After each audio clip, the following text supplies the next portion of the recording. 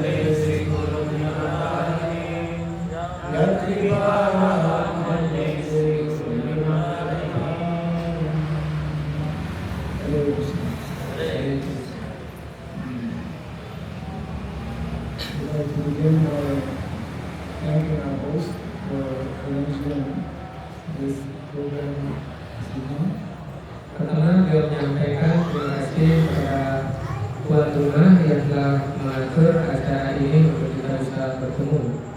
And also we would like to take this opportunity to thank all of you for coming and attending this program this evening. Kemudian beliau menyampaikan selamat datang kepada semua rekan-rekan tamu undangan yang telah hadir melalui di sini.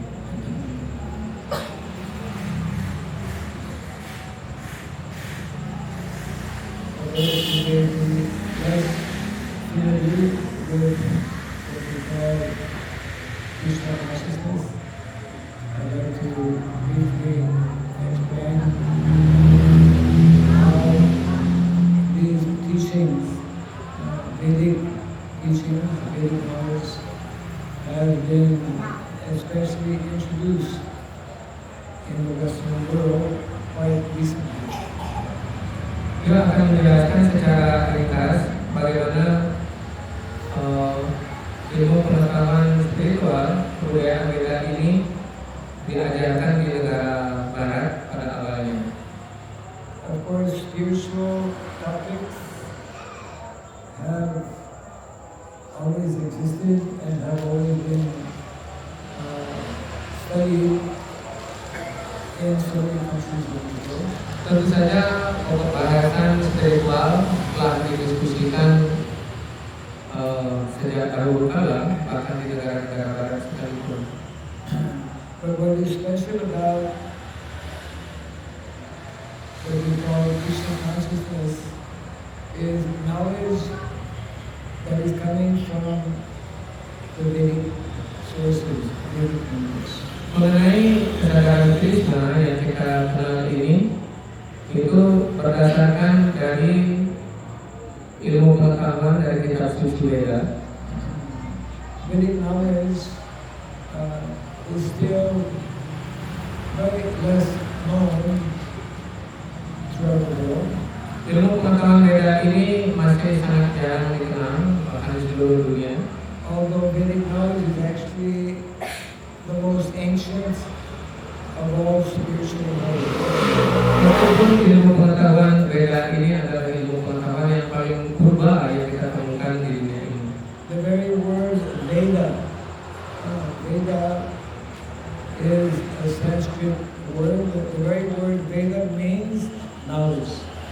Arti Veda atau kata Veda ini berasal dari kata Sanskerta yang artinya ilmu pengetahuan rohani. And very closely, very intimately connected with the word Veda is another extremely important word that we call Dharma. Yang sangat berhubungan erat dengan kata Veda ini adalah kata yang umum kita dengar, yaitu Dharma. The essence of Vedic knowledge is centered around the concept of Dharma.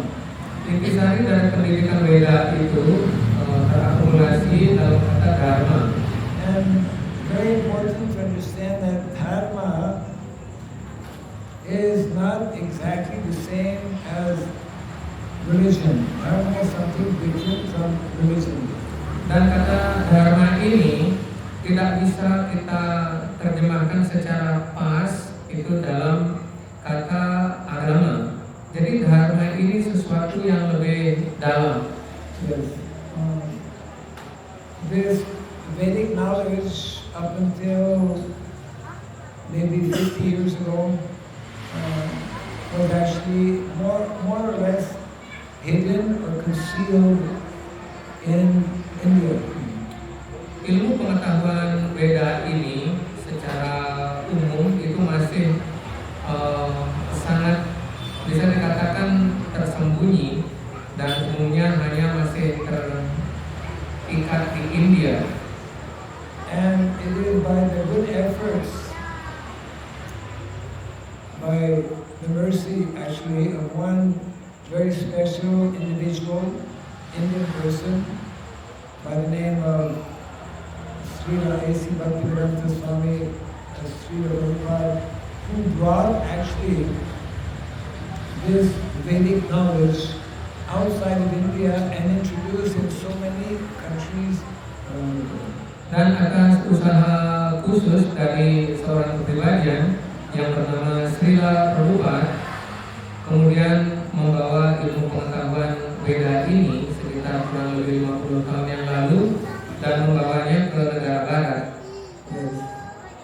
So although Vedic knowledge comes from India, comes from the land what we call Bharatvarsha, the ancient name for India is Bharat. India is a more recent name. Jadi ilmu pengetahuan Veda ini itu pada awal dikenalkan di Bharat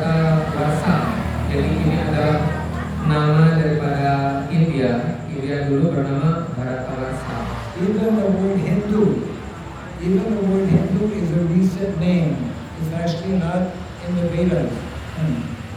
Seperti halnya kata India itu kata yang bisa dikatakan masih baru, bahkan kata Hindu pun itu kalau dilihat dari rentang waktu itu masih juga termasuk baru istilah ini. Vedic knowledge is not promoting one particular religion against another religion. Rather, it is teaching us the essence of all religions. Ilmu pengetahuan Veda ini tidak mengajarkan atau mempromosikan satu nama agama tertentu dan menentang agama yang lain. Namun ilmu pengetahuan Veda ini mengajarkan ilmu pengetahuan yang terbuka untuk umum. Just like I'm from Canada, and my parents, when I was born, they were practicing Christianity, Roman Catholic. So I am, by birth, I am Roman Catholic. Jadi seperti beliau latar belakangnya, beliau terlahir dari keluarga yang mempraktekkan agama Katolik. Jadi beliau kalau dari latar belakang keluarga adalah Katolik Roma. So all of us were born in different families, and generally we generally adopt the religion of our family. Jadi kita semua datang dari berbagai keluarga yang berbeda. Pada umumnya seseorang akan mengadopsi sebuah agama sesuai dengan agama keluarganya. Actually, it is good. It is considered fortunate to be born in a family where people are practicing some kind of religion. Dan dianggap sangat beruntung kalau seseorang mempraktekkan keagamaan dari keluarga yang telah menurut agama. Yes, because we come to know in all the different scriptures that this human form of life is meant to understand what is beyond this material world, to understand what is the spiritual world.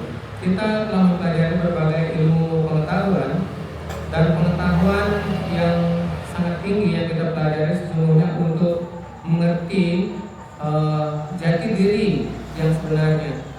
So Vedic knowledge is different from, we could say, ordinary religions. Ilmu pengetahuan Veda ini sangat berbeda ilmunya dengan ilmu keagamaan manapun. If we look at Christianity started approximately 2,000 years ago. Seperti Kristen, itu agama Kristen dimulai kurang lebih 2000 tahun yang lalu. Islam started a little bit after that. Dan kemudian Islam dimulai dari beberapa tahun berikutnya. Buddhism started approximately 2,500 years ago. Dan sedangkan agama Buddha dimulai sekitar 2.500 tahun yang silam. But if somebody was to ask, when did Sanatana Dharma begin? Dan kemudian orang mungkin bertanya, kapan Sanatana Dharma ini dimulai? Of course, we first have to understand what is the meaning of Sanatana. Jadi pertama kita hendaknya mengerti apa arti daripada kata Sanatana ini. Sanatana means eternal. Sanatana ini artinya kekal. So if something is eternal, that means there is no beginning. Jadi kalau sesuatu yang kekal itu artinya tanpa awal. So Sanatana Dharma, the concept, the principle of Sanatana Dharma actually has no beginning because it is eternally existing. Dan prinsip dasar daripada Sanatana Dharma ini adalah ilmu pengetahuan yang kekal. Jadi tidak ada awal dan tidak ada akhirnya. Yes. And the Lord descends in the material world to actually teach us these principles of Sanatana Dharma.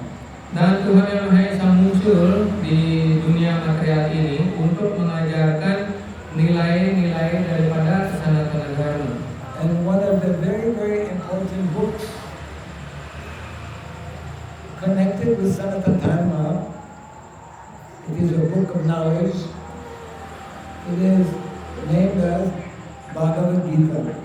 Dan sebuah ilmu atau buku ilmu pengetahuan yang amat sangat penting terkait dengan pendidikan Sanatana Dharma ini adalah kitab suci Bhagavad Gita. Bhagavad Gita, generally, most people think that Bhagavad Gita is a Hindu book. Actually, it's not a Hindu book. Kebanyakan orang berpikir bahwa kitab suci Bhagavad Gita ini adalah kitab sucinya agama Hindu. It is actually an eternal book of knowledge that is giving us the essence of Sanatana Dharma. Tapi Bhagavad Gita ini adalah sebuah kitab suci atau ilmu yang memberikan ilmu pengetahuan tentang Sanatana Dharma yang kekal. So, the founder, Acharya of what we call Krishna consciousness movement, he was able to attract people who were before Christians, people who were before Hindus, people who were before Buddhists, people who were from different denominations. Jadi pendiri dari masyarakat kesadaran Krishna ini telah mampu menarik hati orang dari berbagai macam latar belakang agama seperti Islam, Kristen, Buddha dan lain sebagainya untuk masuk ke dalam ranah pendidikan ini. And therefore, I have many we call God brothers. I have many friends from different countries who were previously practicing different religions, but now they are following the principles of Sanatana Dharma. Seperti contohnya beliau memiliki banyak teman dan memiliki saudara-saudara yang menjadi saudara satu guru dari berbagai latar belakang keagamaan yang kemudian sekarang mempraktekkan ilmu pengetahuan Sanatana Dharma. So in this book, Bhagavad Gita, this book Bhagavad Gita, everyone from any different religion should actually be reading and studying this book. Dan ilmu pengetahuan Bhagavad Gita yang disampaikan di sini adalah sebuah kitab suci yang sangat pas dan umum dipelajari oleh setiap orang, bahkan dari berbagai latar belakang agama manapun. One time, our Guru Maharaj, our founder Acharya Srila Prabhupada was telling these boys and girls from the Western countries, it's not that they have changed from being Christian to become Hindu. It's not that they are accepting Krishna as a Hindu god. Krishna is not a Hindu god. Krishna is the original supreme personality Godhead. Suatu hari, guru daripada acarya pendiri masyarakat kesadaran Krishna yang bernama Srila Bhakti Siddhanta, beliau menyampaikan bahwa orang-orang ini datang dari berbagai negara dan latar belakang agama. Mereka tidak sedang berpindah agama dari satu agama tertentu ke agama tertentu, tetapi mereka datang untuk mempelajari ilmu pengetahuan Sanatana Dharma yang terkandung dalam kitab suci Bhagavad Gita. There are many important, very, very important instructions in the Bhagavad Gita in connection with Dharma. Ada begitu banyak sloka yang dijelaskan di dalam Bhagavad Gita yang memberikan penjelasan tentang Dharma. Paritramaya sarunam vinashaya saduskritam dharma samstapanayataya sambhavami yuge yuge. That is one of 700 verses in the Bhagavad Gita where Krishna explains that I descend in this material world to actually re-establish the proper understanding of Dharma. Jadi dalam satu sloka dari 700 sloka Srimad Bhagavad Gita, Sri Krishna menyatakan bahwa aku muncul di dunia ini adalah untuk menegakkan kembali prinsip-prinsip Dharma. So these teachings of Bhagavad Gita, we should try to understand. They are universal and eternal teachings. Kita hendaknya mengerti bahwa ajaran Bhagavad Gita, kitab suci ini adalah kitab suci yang berjiwa universal dan dipelajari oleh berbagai kalangan.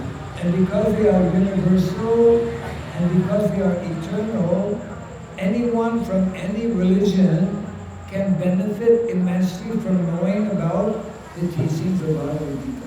Jadi karena sifat daripada Bhagavad Gita ini bersifat kekal dan universal, jadi siapapun akan sangat diuntungkan dengan mempelajarinya, tidak peduli apakah apa latar belakang seseorang.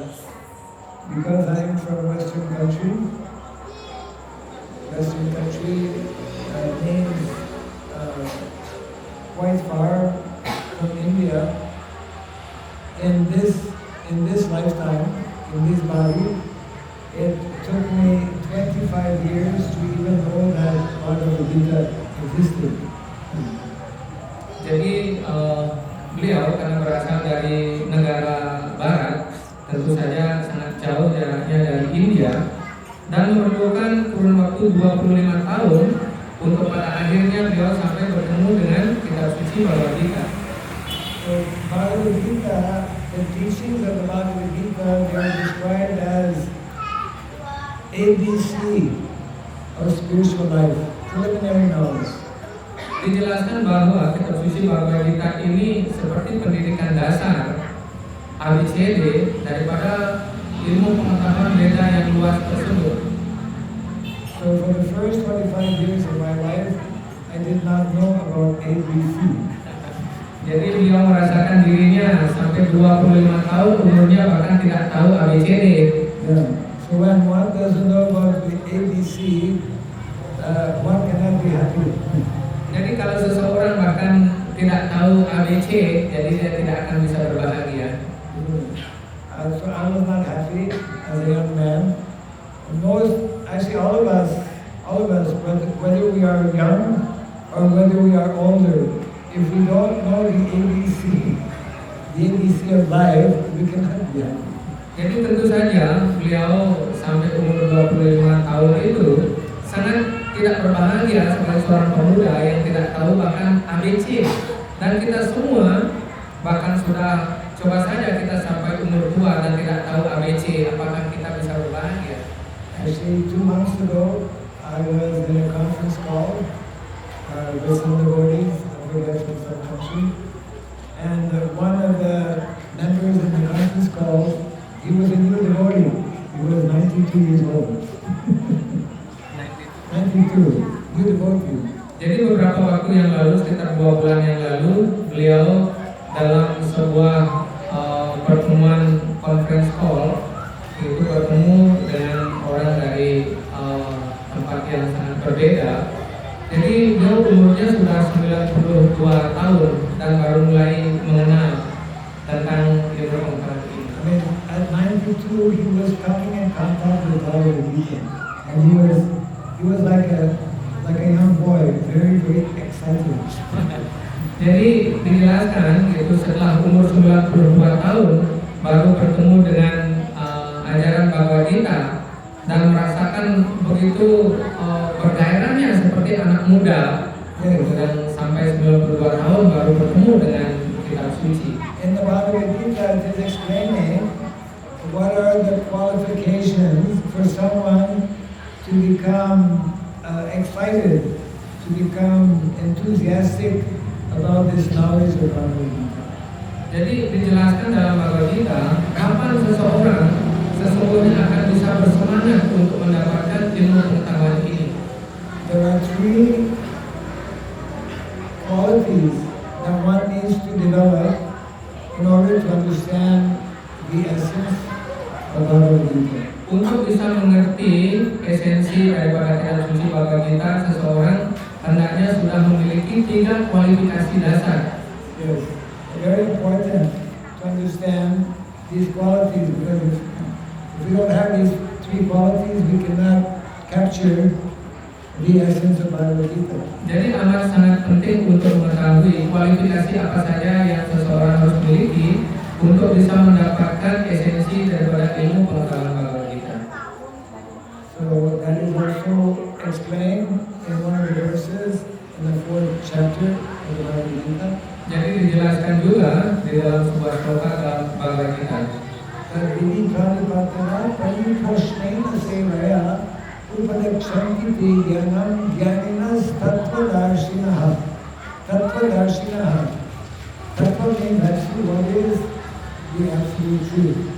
Jadi slogan tadi menjelaskan itu kualifikasi yang harus dimiliki oleh seseorang untuk bisa mendapatkan takwa. Takwa itu artinya ilmu pengetahuan tentang kebenaran mutlak. Tattva Darshinaha. Darshan. Darshan, of course, Bhagavad Gita is written in Sanskrit. Vedic culture is, Vedic knowledge is written in Sanskrit. So we find many, obviously, Sanskrit words. Darshan is a very important word, means to see, to realize, to understand. Jadi karena kitab suci Bhagavad Gita ini tertulis dalam bahasa Sanskerta, jadi tentu saja kita akan menemukan semua istilah-istilah dalam Sanskerta. Dan dalam sloka yang dikutip tadi itu ada kata darsan. Darsan artinya melihat. Bagaimana seseorang bisa melihat, mengetahui kebenaran mutlak. In India, they use this word darshan to indicate television. Dur darshan. Dur means from far away. Having darshan from far away on television. Television means dur. Jadi kalau di India kata darsan ini kemudian diadopsi menjadi kata dura darsan. Dura darsan itu di mana seseorang bisa melihat segala sesuatu yang jauh. So we are here in the material world, in this material body. We cannot have this dura darshan. We cannot have this. We cannot see the spiritual world. Yes. Jadi kita yang hidup di dalam badan ini, kita tidak memiliki kekuatan untuk melihat dunia yang jauh, yaitu dunia rohani, dengan kekuatan mata yang kita miliki sekarang. There is, Bhagavad Gita teaches us that there is another world. We are here now in this material world, but there is another world which is very different from this world. Sehingga Bhagavad Gita menjelaskan bahwa kita sekarang berada di dunia ini. Namun ada dunia yang lain yang bersifat rohani di tempat yang lain yang tempatnya jauh dari tempat kita ini. There's a world that we call the spiritual world. It's called Vaikuntha, world of Vaikuntha. And the word Vaikuntha means without any kunta. Kunta means anxiety. Without any suffering, without any anxiety. Kitab suci Bhagavad Gita memberikan penjelasan tentang satu tempat yang lain yang disebut dengan dunia rohani, dunia kekal yang disebut dengan istilah Vaikuntha. Vaikuntha artinya sebuah tempat yang tidak memiliki kunta. Kunta artinya berbagai jenis penderitaan. Dan satu tempat itu adalah tempat rohani yang terbebas dari berbagai penderitaan.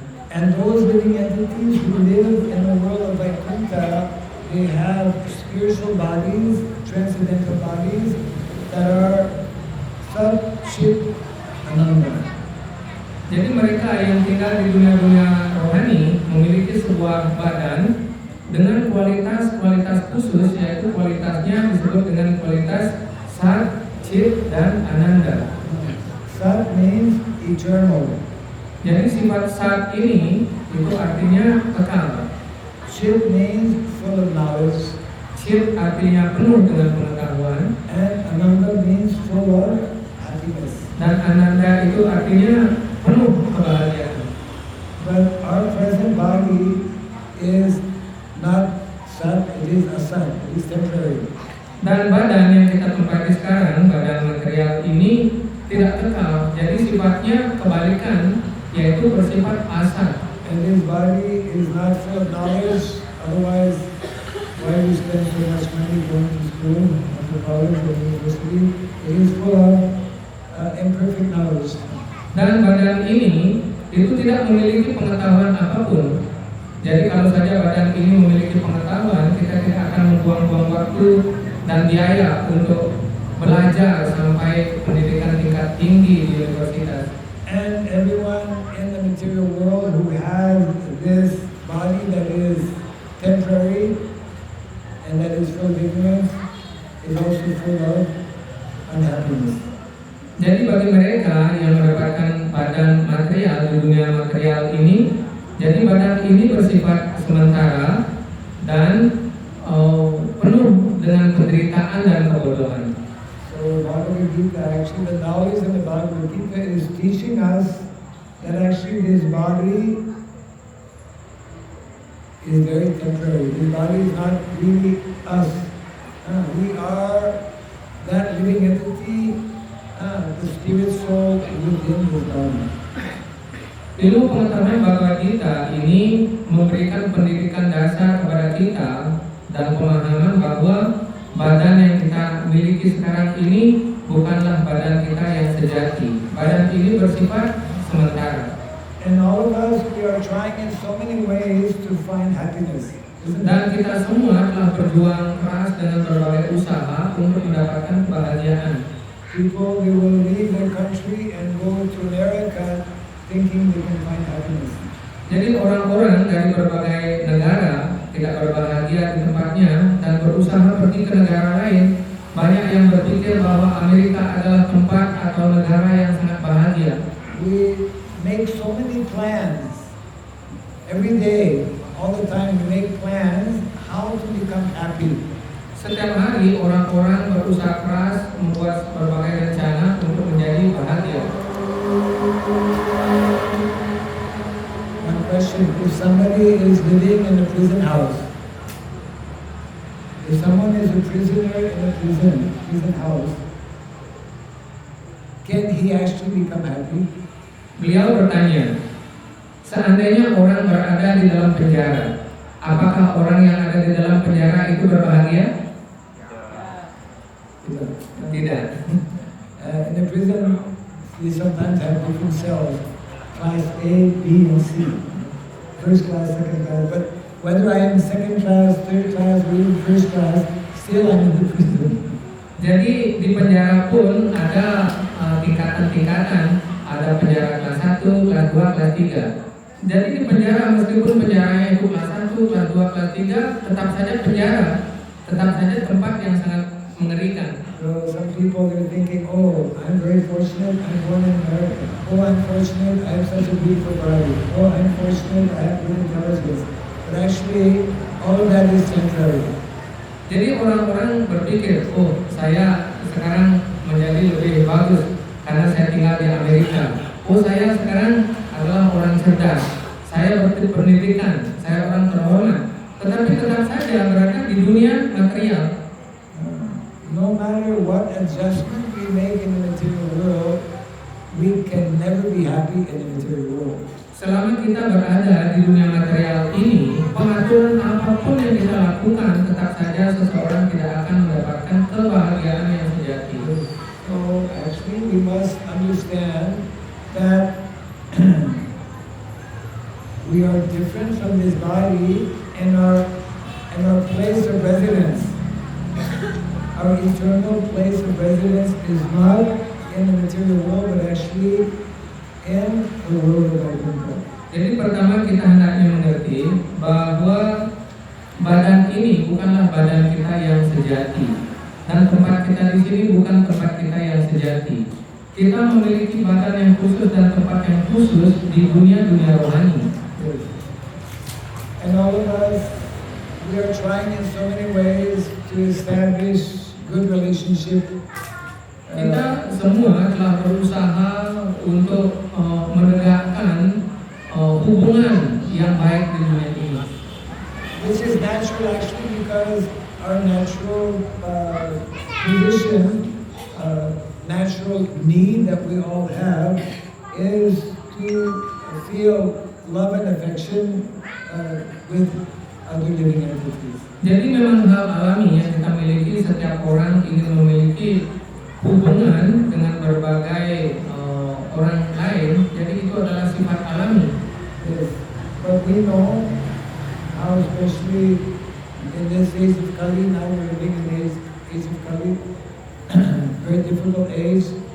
It is practically impossible to establish permanent or long-lasting relationship.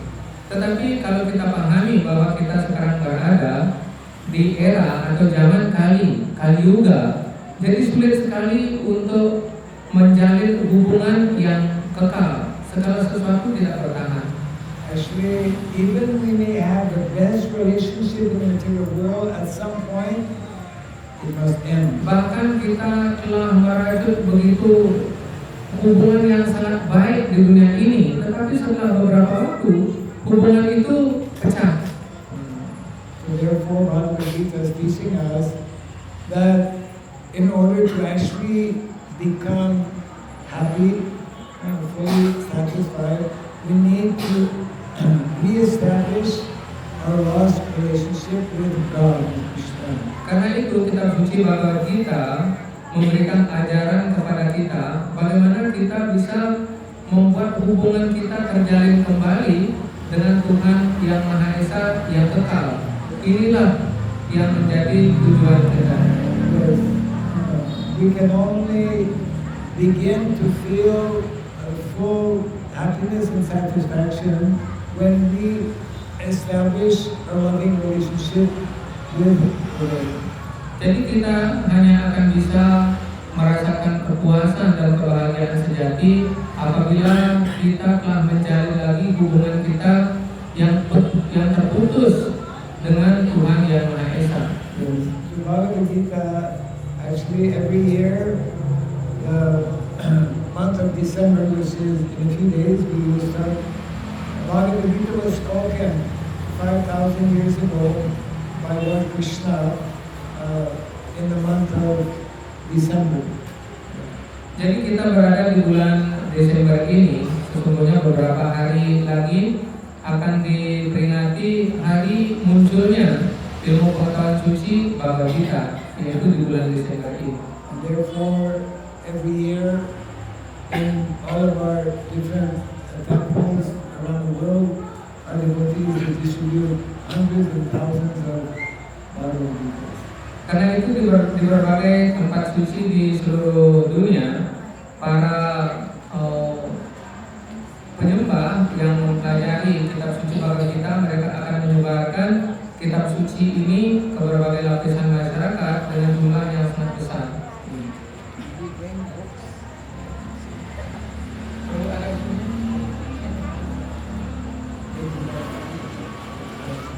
So, when Krishna descends in the material world, he performs his lila, his pastimes, in a small village of Vrindavan. Ketika Sri Krishna turun ke dunia ini kurang lebih 5.000 tahun yang lalu, beliau mengadakan kegiatan lilanya di sebuah desa yang dikenal dengan desa Vrindavan. Who knows about Vrindavan? Apakah ada yang tahu atau mendengar tentang uraian tentang desa Vrindavan? Where is Vrindavan? Ada yang tahu di mana letaknya desa Vrindavan itu? Vrindavan. Vrindavan, everyone must know something about Vrindavan. Jadi kita hendaknya tahu kurang lebih di mana desa Vrindavan itu. Do you have Make Vrindavan Village? Make Vrindavan Village. Oh, Make Vrindavan Village. Di mana? Tidak naik tadi.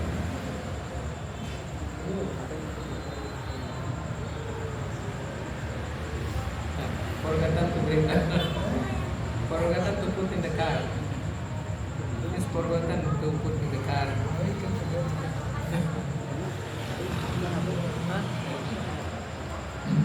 Mungkin ketinggalan mungkin. Vrindavan, I want to speak a little bit about Vrindavan, but before that, I want to show this book. This is the book called Bhagavad Gita. Jadi bagi yang belum pernah melihat atau memiliki, inilah kitab suci Bhagavad Gita. This Bhagavad Gita has 700 slokas, verses. Kitab suci Bhagavad Gita ini terdiri dari 700 sloka. Yeah. And this Bhagavad Gita is what was spoken 5,000 years ago by Lord Krishna. Jadi Bhagavad Gita ini dibacakan langsung oleh Sri Krishna kurang lebih 5.000 tahun yang lalu. And as we mentioned earlier, it is helping us, giving us actually the essence of all the Vedic knowledge. Jadi seperti dijelaskan tadi bahwa Bhagavad Gita ini memberikan penjelasan intisari dari ajaran suci Veda. So I want to speak about Vrindavan because when Krishna, when the Supreme Lord descends into the material world, he performs his pastimes in a small village called Vrindavan. Jadi beliau ingin menguraikan sedikit tentang desa Vrindavan ini, karena Vrindavan adalah tempat Sri Krishna mengadakan kegiatan lilanya ketika beliau turun di dunia material ini. Vrindavan is actually a replica of the original Vrindavan, we call Goloka Vrindavan in the spiritual world. Jadi Vrindavan yang ada di dunia ini sesungguhnya adalah replika dari dunia yang sejati, yaitu disebut Goloka Vrindavan yang terletak di dunia rohani. Goloka, Go and Loka. Loka means planet. Loka means planet and Go means cow. Means planet of cows. Jadi seperti nama daripada Goloka Vrindavan itu artinya Go itu artinya sapi dan Loka itu artinya planet. Jadi Goloka itu adalah sebuah tempat planet di mana di sana terdapat banyak sapi. So when Lord Krishna descends in the material world, he lives in a small village that we call Vrindavan that is still existing in India, in the province of Uttar Pradesh. Ketika Sri Krishna turun di dunia ini, beliau bertempat tinggal di sebuah desa yang terletak di Uttar Pradesh, India. Jadi desanya adalah Vrindavan. And why is Vrindavan important? Jadi kenapa disebut desa Vrindavan di sana? Vrindavan is important for two main reasons. Jadi Vrindavan ini sangat penting itu dari dua sudut pandang. Because in Vrindavan, Krishna, as the Supreme Personality of Godhead, he establishes different loving relationships with all the different residents of Vrindavan. Jadi satu hal penting karena di desa Vrindavan itu Sri Krishna mempertunjukkan berbagai jenis rasa bagaimana beliau berhubungan dengan berbagai umat. As a young child, he has a relationship with Mother Yashoda and Nanda Maharaj. Ketika beliau terwujud sebagai anak kecil, beliau memiliki hubungan dengan orang tua yang bernama Nanda dan Yashoda. And he has relationship with so many of his cowherd boys and cowherd friends, Balaram and Sudara and Krishna, etc. Sebagai anak kecil, beliau memiliki hubungan rasa bertimbal balik dengan berbagai teman-temannya dengan berbagai nama seperti Subala, Sudama, Sridama dan lain sebagainya. Means in Vrindavan, everyone is very happy because they are in their eternal, natural relationship with Krishna. Pertunjukan di desa Vrindavan ini adalah sebuah kegiatan yang penuh kebahagiaan sukacita setiap hari, karena di mana seseorang berada dalam kehidupan sejatinya dan berada dalam hubungan yang erat. So it is very important. All of us who are spirit souls, we have also an eternal, individual, personal relationship with Krishna. Jadi kita semua sesungguhnya memiliki hubungan kita masing-masing yang kekal dengan Sri Krishna.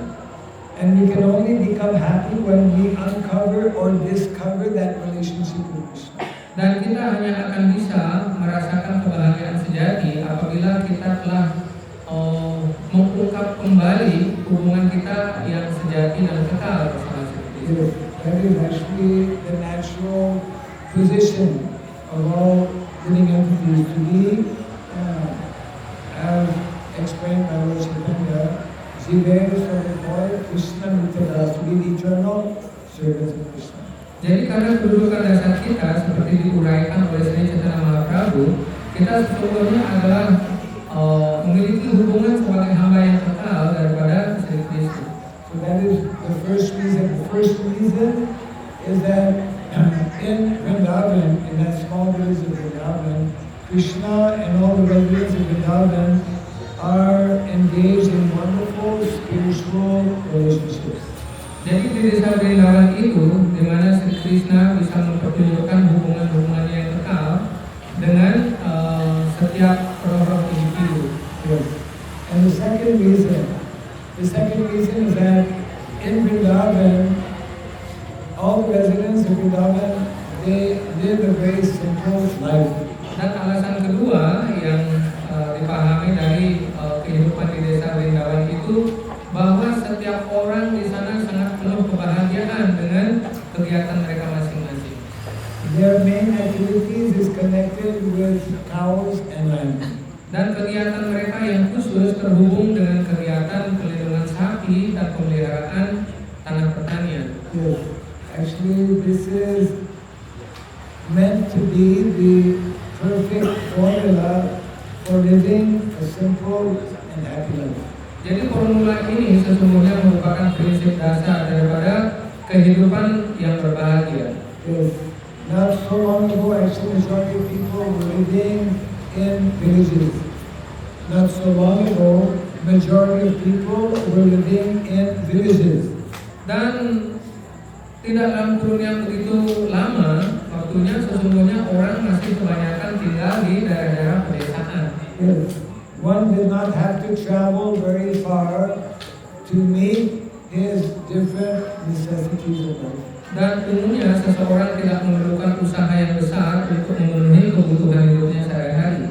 Now we have a different situation. Modern civilization is forcing people out of villages. Dan sekarang kita berada di zaman modern ini yang telah memaksa setiap orang dalam kehidupan yang berubah untuk bepergian jauh meninggalkan desanya. To go from one place to another, we have to have some vehicles, some motor cars. Dan untuk bisa bepergian ke tempat-tempat lain, seseorang memerlukan berbagai alat transportasi kendaraan. Yes, we have created a very complicated, very complex system of transportation. Dan sekarang sistem transportasi ini menjadi sangat rumit, sangat kompleks. Yes. So the teachings of the Bhagavad Gita and the lifestyle in Vrindavan is meant to help us live a more simple and happy living. Ajaran Bhagavad Gita ini dan pertunjukan kehidupan di desa Vrindavan ini memberikan kita pengetahuan bagaimana caranya kita menjalani kehidupan yang lebih sederhana dan lebih berbahagia. So we have a humble request to all of you. If you have not yet received a copy of Bhagavad Gita, this is a very good time to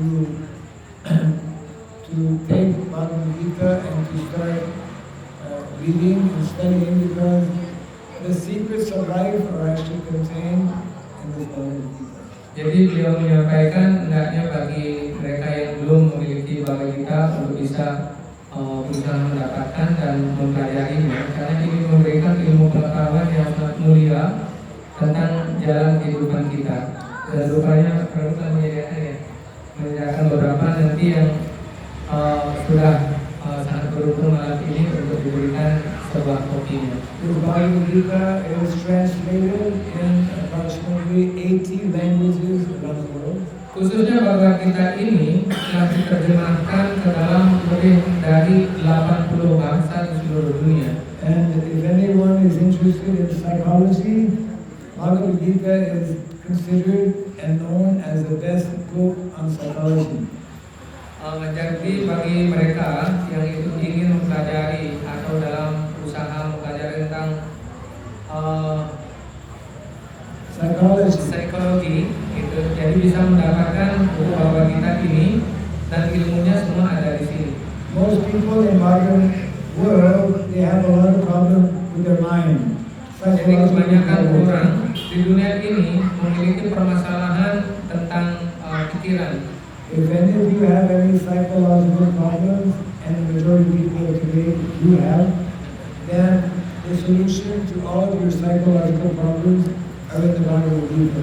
Jadi kalau ada yang sedang memiliki permasalahan tentang tekanan mental, jadi Bhagavad Gita ini adalah buku yang sangat tepat untuk memberikan pendidikan agar kita keluar dari tekanan mental. If you want to actually bring to an end all kinds of mental anxieties and suffering, then the knowledge which is here in the Bhagavad Gita will help you to put an end to all of these problems. Jadi buku ini akan mengajak Anda keluar dari berbagai permasalahan tekanan mental yang sedang dihadapi di masa sekarang. Yes, not only that, Bhagavad Gita will also teach you how to live a more healthy life. Dan Bhagavad Gita juga akan memberikan atau mengajarkan kepada kita bagaimana cara hidup atau menjalani kehidupan lebih sehat. Yes, there are so many very important, essential instructions in the Bhagavad Gita. By reading either individually or collectively, you can learn many things that will help you in your daily activities. Jadi Bhagavad Gita ini akan memberikan berbagai pengetahuan dan hendaknya dibaca secara teratur, apakah dibaca sendiri atau dibaca secara bersama-sama. So, I would like to thank once again our host and all of you for kindly coming this evening. Please try to understand the importance of this daily knowledge. Jadi sekali lagi kita menyampaikan terima kasih kepada tuan rumah dan kepada rekan-rekan semua yang telah hadir malam ini. Jadi mohonlah pelajari kitab suci ini bagi keuntungan kita semua. Whatever book you may be having, whatever religion you may be following, the teaching of the Bhagavad Gita will simply further complement or help you to more deeply understand what is in those different scriptures. Jadi mungkin kita semua memiliki berbagai jenis buku pengetahuan di rumah dan apapun latar belakang kita atau agama kita. Jadi simak Bhagavad Gita ini akan memberi tambahan suplemen pengetahuan sejati sebagai pelengkap daripada ilmu pengetahuan kita. So we'd like to take a few minutes for any possible questions. Kalau ada pertanyaan atau komentar, disilakan untuk mengajukan kepada dia.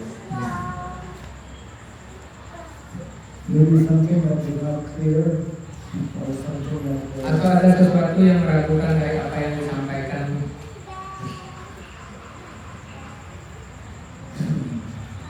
Ada pertanyaan?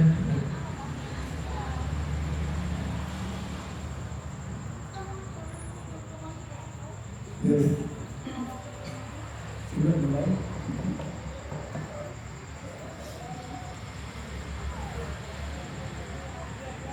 Hari Krishna dan Om Swastiastu pada rekan-rekan yang hadir pada malam hari ini. Jadi saya ada empat pertanyaan. Jadi orang sempat menyampaikan tentang permasalahan hidup dan juga pengalaman mental ini. Jadi akhir-akhir ini, akhir-akhir pada tahun 2022 ini, jadi banyak sekali kasus tentang bunuh diri atau mental atau depresi karena hal-hal hidup kita. Jadi seperti tidak ada pegangan hidup atau pengetahuan yang bisa mengungkap permasalahan pemikiran mereka. Jadi pertanyaan saya, apa sebenarnya tujuan kehidupan ini sehingga orang-orang itu banyak sekali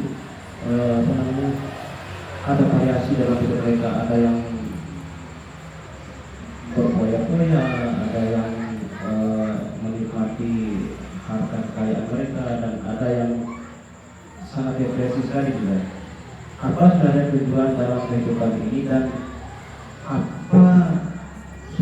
apa nanti kematian mereka yang tidak memiliki pengetahuan tentang permainan, yang tidak memiliki pengetahuan tentang permainan. Seperti apa perjalanan roh mereka setelah meninggal. Terima kasih.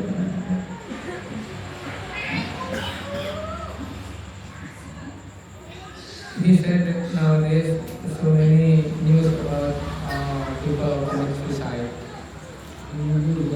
Committing suicide. Suicide.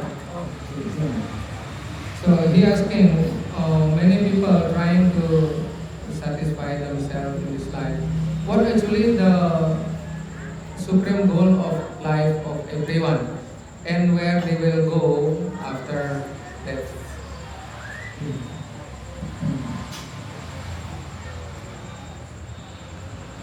It is true that nowadays more and more people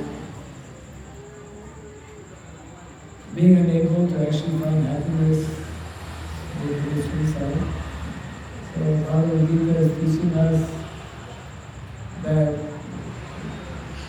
as eternal spirit soul, when we cultivate this knowledge, we come to know that actually we belong to the spiritual world. We are meant to exist eternally in the spiritual world in a loving relationship with God, with Krishna.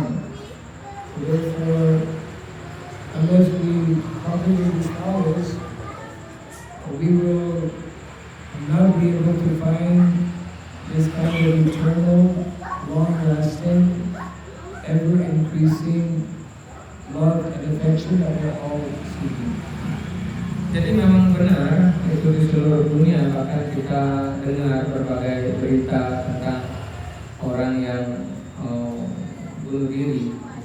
Jadi karena mereka tidak tahu tujuan kehidupan yang tertinggi, jadi bahwa kita memberikan pendidikan kepada kita tentang tujuan kehidupan kita yang tertinggi dan memberikan penjelasan sesungguhnya kita berasal dari sebuah tempat kekal di dunia rohani. Dan tujuan kita adalah untuk kembali ke sana dengan baik, di mana kita bisa memiliki kehidupan kita yang kekal dan hubungan kita yang harmonis dengan kepribadian yang paling utama di sana. Dengan mana kita dalam hubungan jalinan yang kekal di sana, karena kebahagiaan kita juga kekal di sana. Jadi segala permasalahan kehidupan yang penuh penderitaan di sana itu berakhir. Jadi sana tujuan hidup kita. We must understand that we are different, very different from this body. We are eternal spirit soul, and we are meant to live in loving relationship with other living entities, and especially with Lord Sri Krishna. And that is to be experienced. We can begin to experience in the material world, but the final and eternal perfection is to be had in the spiritual world. Jadi pertama yang perlu kita ketahui dari pelajaran ini yang akan memberikan pendidikan kepada kita, pengetahuan bahwa kita, kedudukan dasar kita yang sejati itu berbeda dengan keadaan badan kita. Badan yang kita tempati secara sementara sekarang ini bukanlah tempat atau badan kita yang sejati. Dan kedudukan kita yang sejati adalah di dunia rohani, dan dengan menjalin hubungan kita yang kekal dengan kepribadian Tuhan yang Maha Esa. Jadi itulah yang mengakhiri segala penderitaan kita. Jadi karena itu kita hendaknya mengupayakan untuk mempelajari kehidupan ini dan kembali ke tempat kita yang sejati. This is what the knowledge of Bhagavad Gita can gradually teach us and help us understand how to engage in loving devotional activities. Jadi seperti itulah secara berangsur-angsur melalui pendidikan Bhagavad Gita ini mengajarkan kepada kita dan secara berangsur-angsur kita juga meninggalkan segala jenis kesulitan di sini. So what we have discussed, actually, we have this card here where one can have a link to some of the literatures that are explaining the teachings of our Gita. Dan Maharaj ingin membagikan tautan bagi rekan-rekan yang memiliki perangkat HP Android. Beliau akan membagikan berbagai penjelasan dari sudut pandang yang berbeda tentang ilmu pengetahuan Bhagavad Gita ini yang tersedia dalam berbagai bahasa. Nanti akan diberikan tautannya. It may be difficult for everyone to take a book. This is a little heavy, but if you just download this link, then you can carry it. Jadi karena kitab-kitab yang dijelaskan itu dalam kitab suci Weda jumlahnya cukup banyak, dan sekarang kita memanfaatkan sistem modern. Jadi dengan membuka link tautan dari situs-situs ini, Anda akan mendapatkan berbagai petunjuk ilmu pengetahuan yang tersedia dalam bahasa Indonesia dari berbagai judul buku yang berbeda. When we're going here, next day you will have this card, and the Lord want to now put down the. Jadi teman kita Jaya Dewa akan membantu rekan-rekan yang memiliki HP Android, nanti bisa diberikan tautannya. Silakan dimulai dari yang terdekat.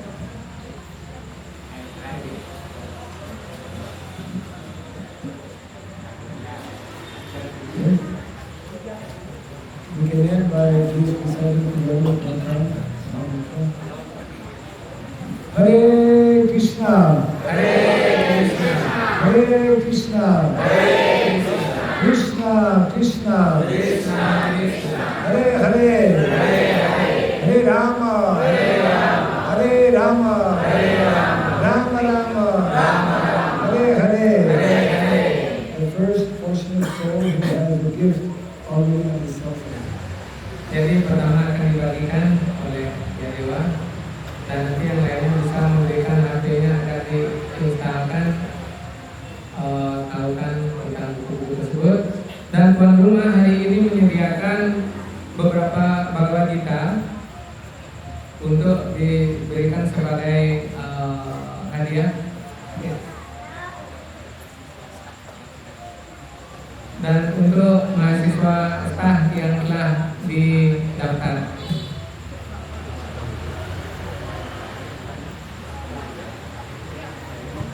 Hujan nih. Hujan nih. Oke, kalau hujan silahkan Ricky merapat berlindung ke dalam. Silahkan berduduk.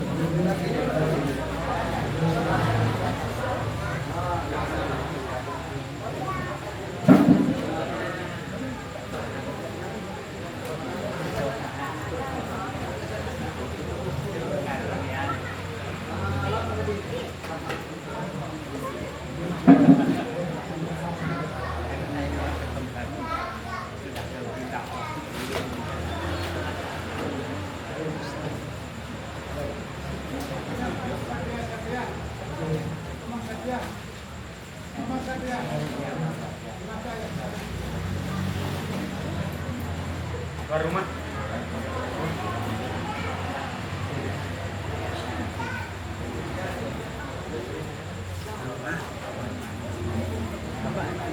Bapak aja dah.